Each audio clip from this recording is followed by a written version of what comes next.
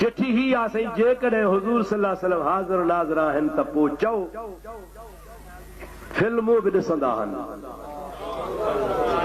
नऊज़ बिल्लाह सभु चओ नऊज़ बिल्लाह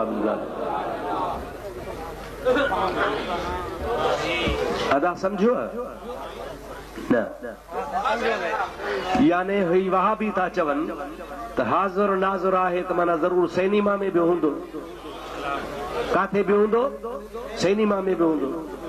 पोइ तव्हांजी माना तव्हां नबी लाइ इहो अक़ीदो था रखो त सिनेमा में फिल्म थो ॾिसे हाणे मां तव्हांखे सवलो जवाबु ॾियां ॿुधाए तव्हां जवाबु सिखी छॾियो तव्हां ई दांगी घुमायो न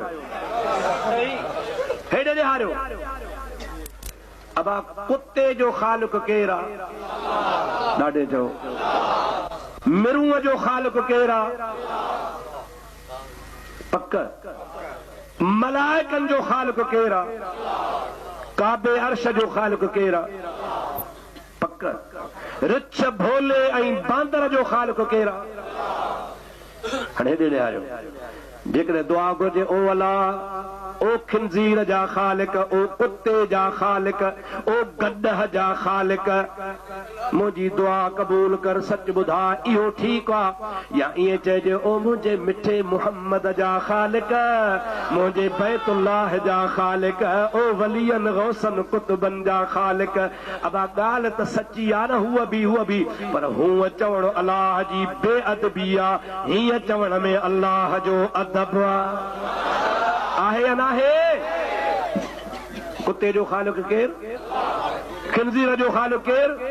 पर चइबो सही चओ न ॾाढे चओ चइबो न मुंहिंजा दोस्त असां रुगो ईअं था चऊं त मुहम्मद करीम हाज़िर नाज़िर आहे चओ मुहम्मद करीम हाज़िर नाज़िर आहे अल्लाह जे अमर सां हाज़िर आहे असां वधीक वज़ाहत कोन था कयूं अल्लाह जे लाइ बि चऊं था अल्लाह हाज़िर नाज़िर आहे अल्लाह जाथे काथे आहे अल्लाह पंहिंजे कुदरत सां हाज़िर नाज़िर आहे मुहम्मद करीम खे अल्लाह पाक पंहिंजे कुदरत सां हाज़िर नाज़िर कयो आहे पर इहे कोन चइबो त अल्लाह काकूस में बि आहे चइबो ॾाढे चओ चइबो अल्लाह काकूस में आहे चइबो अल्लाह सिनेमा में आहे चइबो न असल में हे टोलो आहे बेअदबन जो तंहिंजे करे ॻाल्हि ॻोल्हींदो ई बेअदबी वारी आहे चओ त बेअदब ते ख़ुदा जी लानत हुजे चओ बेअदब ते ख़ुदा जी ओ अंधा लानती तूं भली मथो हण महबूब जे हाज़िर नाज़िर खे तूं ख़त्म नथो करे सघे मुस्तफ़ा खे ख़ुदा हाज़िर नाज़िर कयो आहे बाक़ी सिनेमा फिल्म जी ॻाल्हि करे तूं इहो बेहया पंहिंजी बेहयाई ज़ाहिर कंदो आहे मुंहिंजे मुहम्मद करीम जे ज़ात जी बेअदबी न कर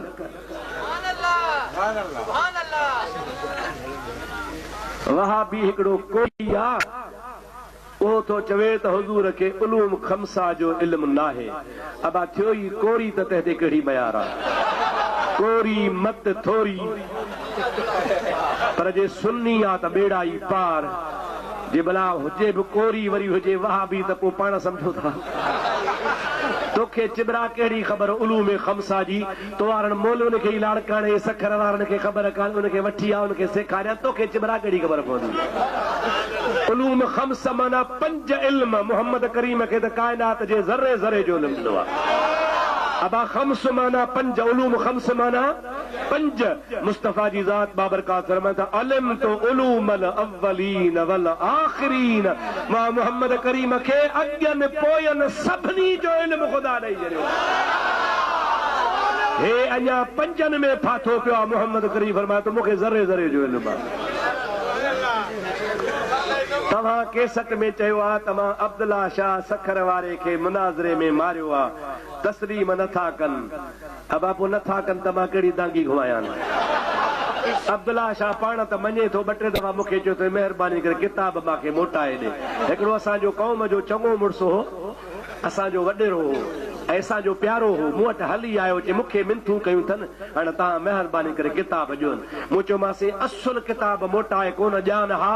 पर तूं असांजो इज़त वारो चङो माण्हू आहे सुन्नी बि आहे हाणे मोटाए ॾींदुसि पर शर्त हिकिड़े सां चए कहिड़े सां मूं चयो शर्त इहो आहे त अब्दुल्ला शाह खे जो पाण खणी वञे चयो पाण त नथो अचे पोइ नथो अचे धूड़ पियो पाए ॿिए खे मां बि कोन ॾींदुसि अॼु बि चवां थो जे पाण खणणु अचे त ॾियासि किताब जो नालो आहे आहीन एतिक़ाद इन्हीअ में नौज़ बिल्लाह लिखियो अथई त नबी साईं जूं कढंदो हो। अब तव्हां पाण सम्झी सघो था त नबी करीम खे जूं हुयूं, पोइ जो जूं कोन हो त पोइ कूड़ थो ॻाल्हाए न, या अदर ई मां चओ था ॻाल्हि पुछो, तव्हांखे ई ख़बर आहे। चए थो जिन मख़लूक जी खोराक छा आहे, हमरा खे छा त पुॼाणी आहे खोराक। तूं इहो पुछ न त वज़ू कीअं कजे, तड़ कीअं लाहिजे, हिलाल छा आहे, हराम छा आहे, जिननि में तुंहिंजो छा वञे।